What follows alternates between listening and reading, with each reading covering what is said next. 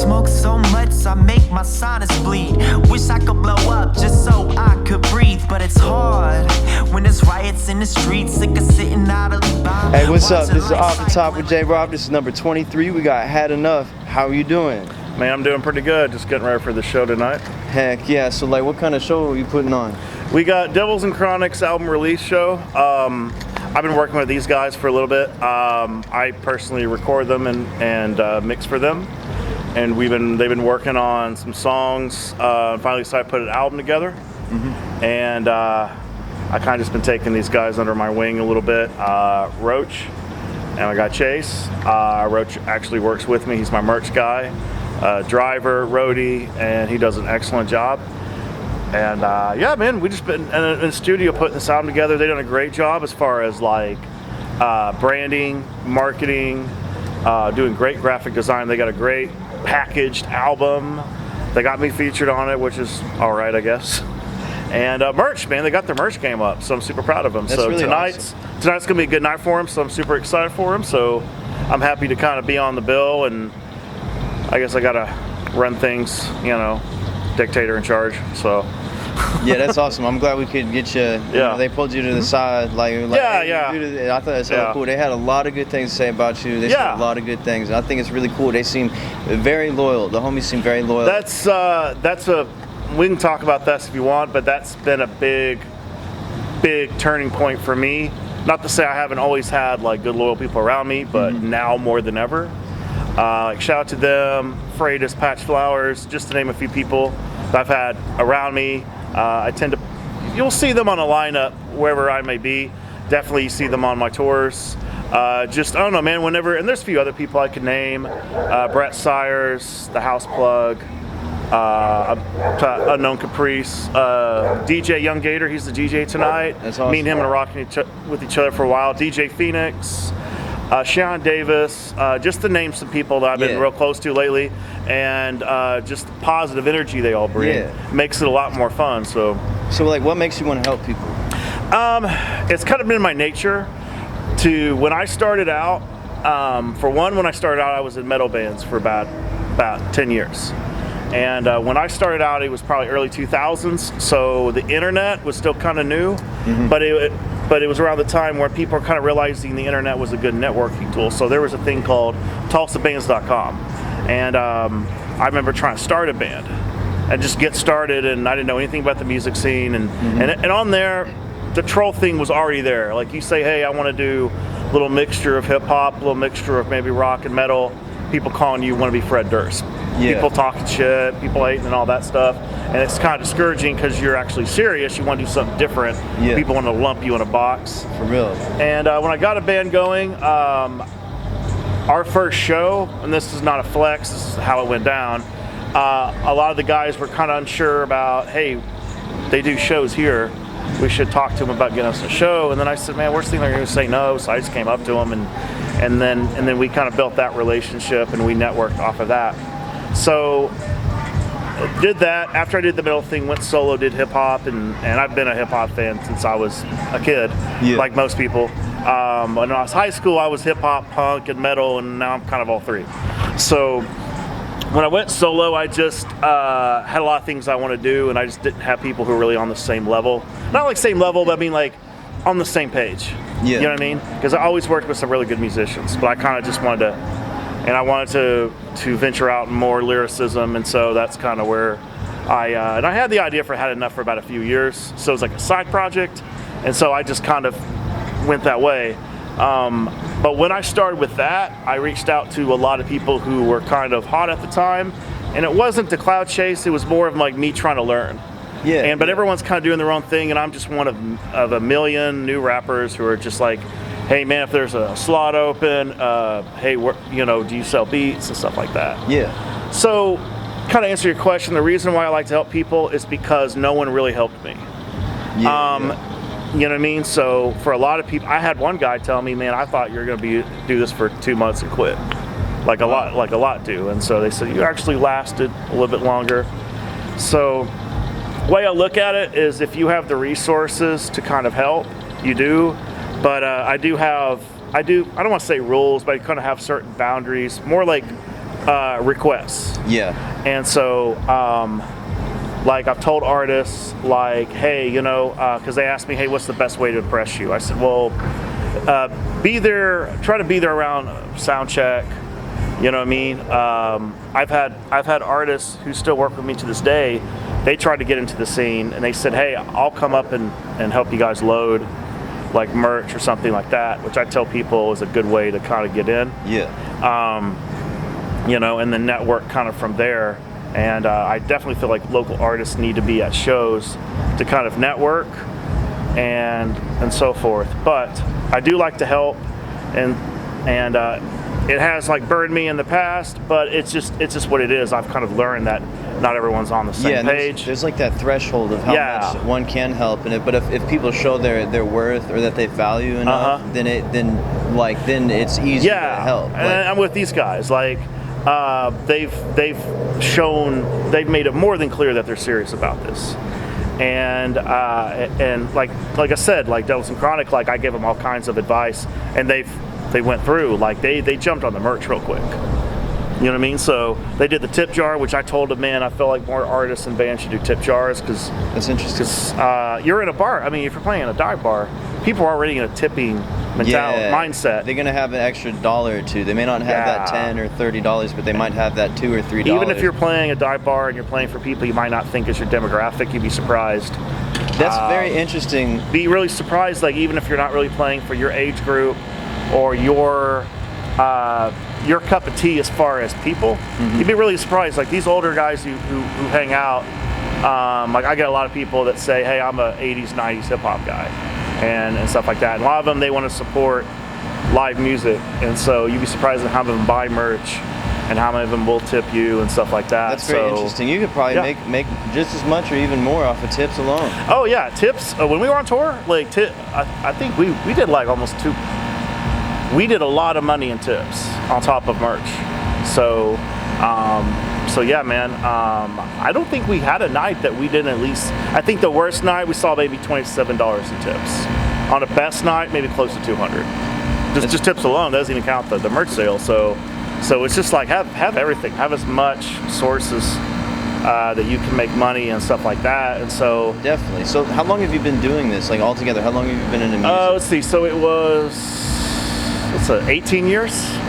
Wow, that's a long time. Yeah, I look at it as 18 years of making mistakes, learning from them, doing better, because there's a lot of things I learned years back that I implement now. Is there anything that you would have, like any advice that you would have for people that want to try to get in the same type of mindset as you would, like, or people that want to do what you do? My best advice is, okay, so you grow up idolizing, let's say, Method Man, Old Dirty Bastard, Ice Cube, Cool J Rap, we'll just say, guys we grew up idolizing. Try to idolize people like Tony Robbins, Gary Vanderduck, like look up entrepreneurs. Yeah. And that's one of the things that really helped like Pitbull, because he had an entrepreneur mindset. Yeah. So learn the marketing end. So because when you kind of think, well, I'll just do shows and I'll just put music out and sell, and it takes so much more than that. You have to think like a business owner. True. And the more you think about that, I mean, artists aren't real crazy about being a brand, but it comes part of it. But you can be a brand and still kind of be a human. Yeah. So and see, that's always something that I found out was very hard, separating art and business. And you can combine the both. Because I've managed to have a passion for both. Mm-hmm. So especially when you watch it work out, you watch it kind of benefit, and you're like, okay, this is working. So you don't have to be strictly an advertisement. You can kind of humanize yourself, and you can say things on social media that people kind of connect with, and stuff like that. But it looks good for you to have like a banner available on digital platforms. You have a logo that resonates with people. So the marketing is very important. It's going to help, and you're going to catch the attention of people in the industry that you need to grab the attention of, and that does a lot for you. So just don't think that just because you're talented that it's just going to pick up. Yeah. And even if you are, it'll take a while. But if you know the industry, if you know the business, you're going to pick up a lot quicker, and you'll catch a lot more eyes. Definitely, definitely. Yeah. So do you think that it is? There is a lot of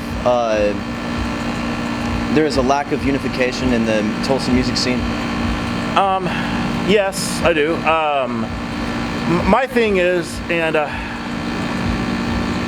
I mean, I've been to a lot of different cities and states, so I've seen like the difference. I'm not gonna chop it down and say like it's just Tulsa. Yeah. I feel like now there's cities that like they are very unified. Like Omaha, Nebraska probably has one of the most united and one of the best turnouts I've seen just for local shows. Really? Like their local shows look like national touring shows. Like it's like 100+ people. Now what helps them, now they have a lot more all-age venues. That's another thing I've noticed. So other cities they have more, like here we have the Vanguard and Canes, but you know how easy it is to do a show at Canes. But they have more Vanguards. Some venues a little smaller, so when us having so many 21 up bars, there's a whole lot of people that we could have that we can't have. But I think a lot of it's clicks. I have to say it.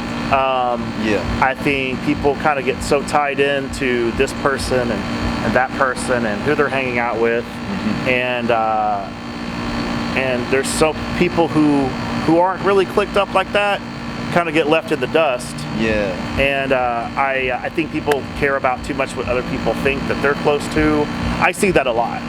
And like I said, I don't see that in Tulsa. I've seen that in certain areas. Yeah. And I think if people can kind of let that mindset go, yeah, you can get a little bit more unified and stuff like that. I've done my best, at least, to try to combat that because I like to bring other cliques and stuff like that. People from other areas don't know each other, and kind of bring them together. Try to break that monotony a little bit. So do you think that unification is ultimately necessary for music scenes? Oh yeah, in general. And it's general in everything. Because right now a lot of people preach diversity, but I feel like that needs to be practiced. If you can, that's why I do a lot of multi-genre shows. I just did a punk hip hop show not too long ago, and I've done hip hop metal and stuff like that. So I like to just like break that barrier of genres, because then because if you like metalheads, they say, oh, I don't like rap or whatever, and then they do a show and they're like, I like this kind of rap. Yeah. You know what I mean? So punk always loves hip hop because punk and hip hop have very similar roots. But yeah, when you kind of break that down, so I feel like if you're able to diversify within a music scene of different genres, and to me that's like you could diversify like a film, like a movie film scene of different genres, comedy, horror, stuff like that. Then you're really able to diversify us as humans, because that gets talked about a lot. And so unity through diversification. Yeah, definitely. It's very interesting. I like that. I like that concept. Yeah. So do you have a favorite artist or rapper in Tulsa?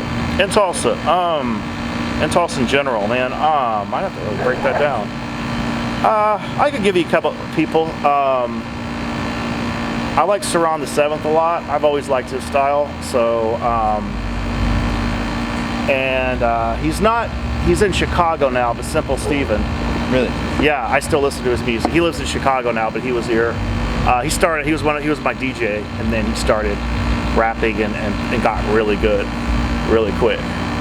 But yeah, he's in Chicago now, but he's from here. And he was like me. We were actually both in metal bands. And then later on, we remembered each other and we switched genres. Really? So, trying to think who else. Two Feathers, Ron. Yeah.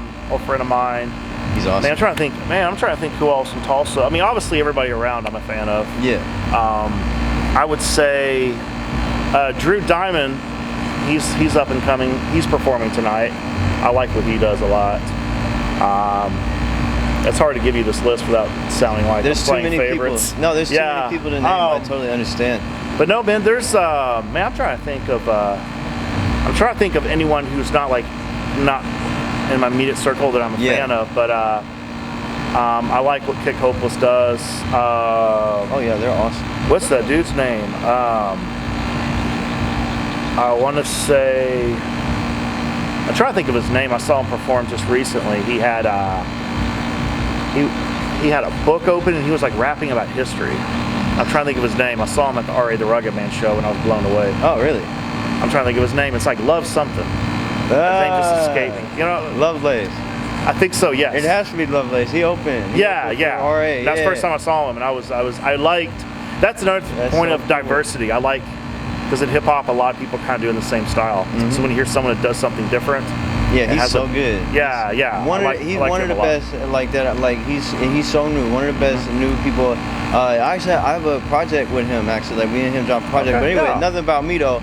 Do you have any projects or like tours or anything coming up? I'm working on like a few singles right now. There's a new record I'm gonna do. My concept was I wanted to make it 8 tracks and then make the whole marketing concept about like 8-track tapes. I'm trying to find a place that'll let me that will print it on 8 tracks and then sell a limited edition of 8 tracks and then go to a pawn shop and find an 8-track player. So if you bought one at my merch table, you get a free 8-track player with it or something like that. It's an idea. Some idea I came up with. So I'm working on one I don't have really a concept with. My new thing is that I work with one producer per record. I did that on my last record, Echo Chamber. Mosaic, who does my videos, he did all the beats and I liked how consistent it sounded. So, and I just don't want to do a variety of different producers, or I have just one. So it sounds like an MC producer collaboration. Like Gang Stars. Yeah. So I'm kind of still deciding on who I'll do the next record with. Tours, I'm doing a European tour in September. Really? That's been because of the pandemic and the lockdowns. It's kind of been pushed. Wow. But we just now got confirmation that that's actually going to happen. That's awesome. It was supposed to happen this summer. It got pushed because Germany was locked down, I think, and the UK was locked down. So all the places we were trying to go. That's some big moves right there. Yeah. I want to give a shout out to Naira the Madman from Texas. It's his tour. He does a lot of moves. He's a good person to be connected with. So we're doing that. I'm doing a Halloween themed tour in October called the Infamous Monsters Tour. And I got Devils and Chronic, Patch Flowers, and Freitas that will be on the road with me. That's awesome. That will be probably the biggest, probably the longest tour. It's going to be an 18-day tour. So we're going just all over the Midwest. From like Kansas, all the way to Nebraska, all the way back to Oklahoma. So we're working on that right now. So we'll be on the road for pretty much the entire month. I appreciate that work ethic. Is this is this your main job or? I have other jobs. I do economy jobs. I sell stuff on eBay.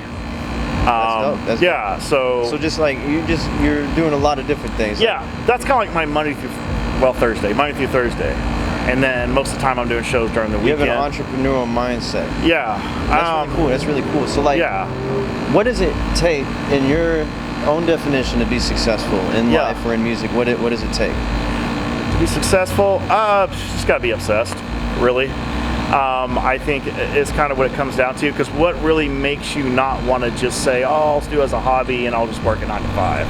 Because when you're at the 9 to 5, all you think about is what you want to do. So very interesting. That's so very good. Obsession is a big part. Just know as much about it as possible. So that way you know what you're doing. Yeah. And you're gonna make mistakes. You're gonna learn from them. It's all good. But at least the more of you like, okay, I don't want to do that anymore. When willing to learn, I think that's a big thing. You got to be willing to surround yourself by people that are smarter than you, and so forth. With that, just make friends with people, or at least be associated with people that run a successful business.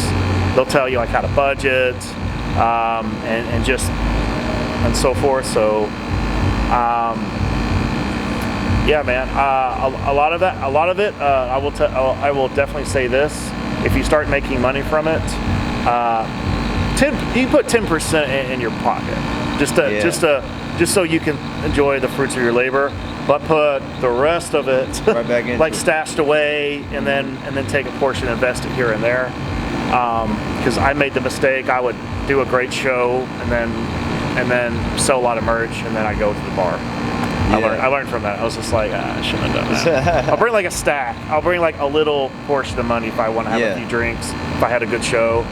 But I'm learning not to Definitely. not to blow money, and it takes a while because we're so programmed by mainstream rap that we feel like when we make money we have to go spend it. For real. And then you're broke. So you always want to learn how to like budget and then save and then invest and keep more money coming in. So okay, dope. I want to ask you a random question though, and 9/11 was an inside job. What you think? Yeah. I always been pretty convinced. If it's not, there's I believe either it was or, I mean, they knew that shit was going to happen. So it's either that or they just let it happen so they had a reason to go to war. And I have similar feelings about the whole COVID thing. Yeah, I hope I don't get your video taken down for saying this. No, I'm about to ask the same thing with COVID. What you think about that? I mean, here's the way I look at it: is I don't think it's a hoax. I don't think it's as fucking dangerous as we were made out to be. But I definitely feel on the outside that people should probably take their health a little bit more seriously. Yeah. When people try to say that America had the worst, due to leadership, I was like, we've never had good leadership, so we'll just say that. But second, we're a fat country. I'd say it, but we're an obese country. If you look up CDC, 80% of people are hospitalized and died were morbidly obese. That says all you need to say. And not to be insensitive to senior citizens. I mean, I'd say definitely look out for your grandparents. But to be realistic, 75 is is what people are expected. The average, most people don't live past 75. Yeah. So it's kind of like the same thing. Like so it's there are different strategies that could have been put that I think would be a lot more logical. The way I look at it though is the idea that people think government media like care about you is completely illogical. I think people thinking now that government and media are doing things to look out for you, that's like saying you've been in a toxic relationship for 20 years, let's say, and then all of a sudden they say, I've changed. Yeah. You know what I mean? Yeah, definitely. So you just got to understand that people who are in power, because power can very much be an evil thing depending on where your mindset's at. So people who are in power, they're going to take advantage of that shit. So definitely. So the vaccine, do you trust it? No. I don't trust. To me, okay. Well, I'll say this though. I don't trust. I just don't trust anything that's mass marketed. Yeah. I just can't. Anything that is in the hands of corporations and it's an advertisement and you got radio stations say rock the shot and all that kind of shit. I hate the radio too, but you hear stuff like that and it's constantly being pushed on you. But it's free, so yeah. It's sketchy about it. I mean, if it came down tomorrow, you have to legally take it. I'm not scared of it. Like I'm not a diabetic. I don't have health issues. But it just makes us not trust it even more. Yeah. Yeah. It's hard to say.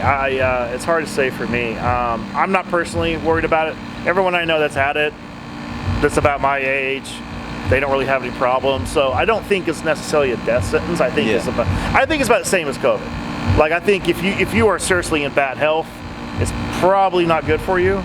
So, but that's just my opinion. Okay. But I don't trust really anything that is fully mass marketed. Mm-hmm. That's McDonald's is mass marketed. Yeah, for real. So we all know how good that is. So do you believe I'm just gonna ask you a couple more, then we'll run a shout outs and do freestyle session after. I'll inform you on what that is in a moment. But okay, cool.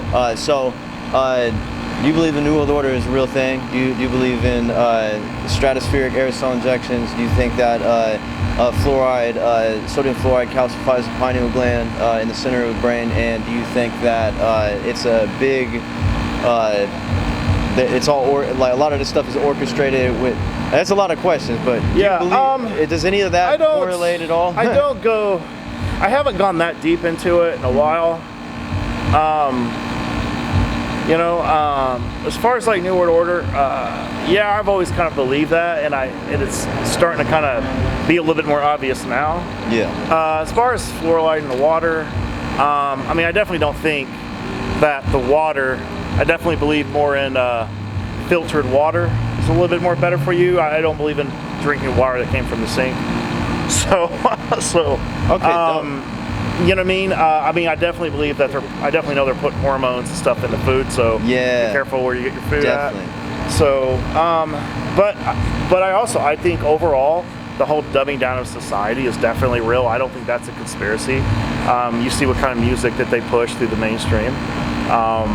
You see what kind of films get the majority of PR, and you see what politicians get heard the most. So I definitely think the dumbing down of society, I think to a point it's almost like a game now. Let's see how dumb people really are. So,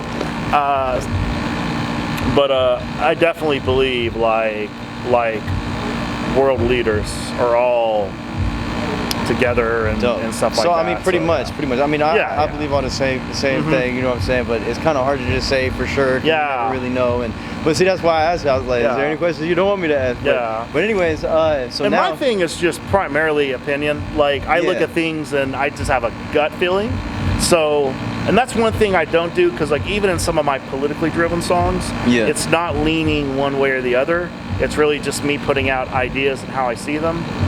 Because I have fans that lean towards left, and I have fans that lean towards right, and all that kind of stuff, and somewhere in the center. And they all seem to kind of like what I say, so that kind of confirms I'm not being too, because I'm probably somewhere in the center. But what I definitely don't, is I don't want a fan base of people say, oh, well, Hadnuff said it, so that's the truth. Yeah. I'm like, I'm just provoking thought. I like the idea of everyone thinking for themselves, and that's another problem I feel, is I feel there's a lot of artists in certain forms of music, and I feel like they are like making it worse as far as programming, brainwashing. Because honestly, we do know that rappers especially have stance. They have hardcore fans. Anything they say is law. For real. I don't want to be one of those guys. It's more like, I'm just telling you how I see it, how I think, and all I'm trying to influence people is just to gather their own thoughts. And you don't have to agree. I don't really like the idea of everyone agreeing with me. I think I did a post once where I said something, and it was like 20 comments. I agree. It honestly gave me a fucking headache. I was like, at least somebody give me a counter argument a little bit. You want to promote free thinking. Yeah, I hate tons of comments. It's like, I agree. I was like, there's no way. Just because you like me doesn't mean you have to agree with every fucking thing I say. So that's what, but I do like, I see some like people put in like a different idea that they throw in, and I was like, okay. And to me, that's also fans that say, hey, this is not my favorite song of yours, and that's why.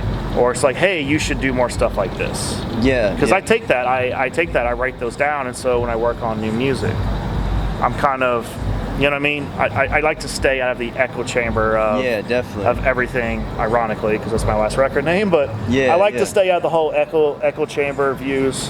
It's hard to progress when all you hear is yes. For real. You want to hear like a no and a maybe, or I definitely feel the same way.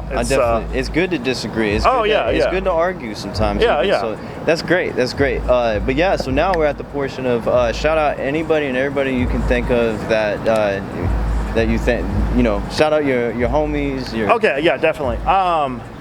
Patch Flowers, he's definitely one of my favorite Oklahoma artists. He's just not in Tulsa. That's why I don't know something. But no, Patch Flowers, Devils and Chronic, Freitas, definitely DJ Phoenix, Cheyenne Davis, Tulsa Made, Spades. I'm drawing a blank. I'm just throwing names at the hat. There's a lot of good MCs like out throughout the Midwest. Jay Influential is definitely a name you want to look up. And I'm meeting new artists every day, especially when you tour. You discover a lot of new people. I'm really bad at remember everyone's names. Never Finch, he's from Nebraska. He's super dope. Man, there's a lot of Yeah, man, there's a lot of talent I've met. It's hard to think of everybody. Yeah, it's really hard to think of everyone. After we turn it off, you could be like, oh, I forgot this person. But it's all good. That's how it usually goes. Well, I mean, anyone that's associated with me, or we talk or whatever, man, just know you're on my mind as well. It's just hard to think of names off the top. Yeah. But yeah. So do you? I forgot what I was gonna say. But oh yeah, where can people find all your stuff? HadEnoughMusic.com. I'm on everything as far as social media, digital platforms. But yeah, if you go to my website, HadEnoughMusic.com, it's linked to everything. Okay, so, awesome. Yeah. Awesome. And I'll give you 1 minute if you want. You can either freestyle something off the top of the head, or you can rap a written if you want. Okay. All right, I got one. Here's one I wrote. It was a song called Pandemic. I wrote, recorded, released this right after it happened. And it goes, I don't remember how it goes. Shit got real, restaurant, clubs, and bars closed. All I can do is get on the mic and let these bars flow. Anything in what I can embark, though. Did the Simpsons predict this too? What did Bart know? Conspiracy theories out the wazoo. Alex likes to bark, no. Likes to bark, though. Saying they're going to knack the beast mark with the barcode. Cabin fever going to take a toll on me real hard, Joe. But if this is the end of the world, I'm going to laugh, Donnie Darko. Yeah. So, hey, shout out to Had Enough. All right, cool, man. Appreciate it. Yeah. Off the top, number 23. Yeah, I think 23, right? I haven't done that verse in like over a year, so that was like off of. Shout out to you though. All right, man.